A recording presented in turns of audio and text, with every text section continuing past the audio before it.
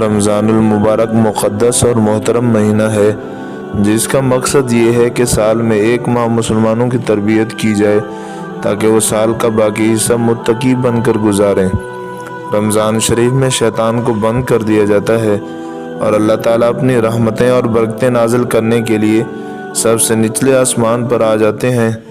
آئیے ذرا سوچیں کہ ہم مبارک اور مقدس مہینے کے ساتھ کیا سلوک کر رہے ہیں۔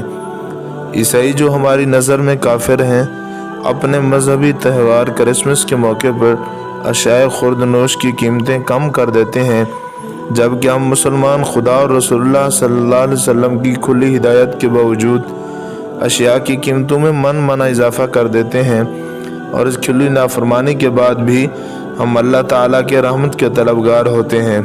افطار پارٹی میں نادار اور مفلس افراد کو شریک کرنے کی بجائے ہم اشرافیہ کو ہی دعوت دیتے ہیں۔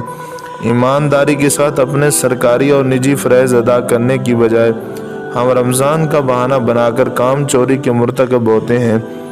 رمضان کا متبرک مہینہ ہماری غیر اخلاقی عادات کو تبدیل نہیں کرتا۔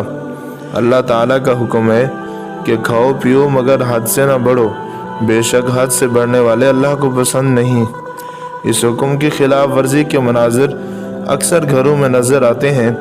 حکمرانوں نے بھی رمضان کے تقدس کو یکسر نظر انداز کر کے گیس کی قیمتوں اور فروٹ کی قیمتوں میں بلا جواز اور ظالمانہ اضافہ کر کے ڈیموکریسی نہیں بلکہ ڈاکو کریسی کا مظاہرہ کیا ہے۔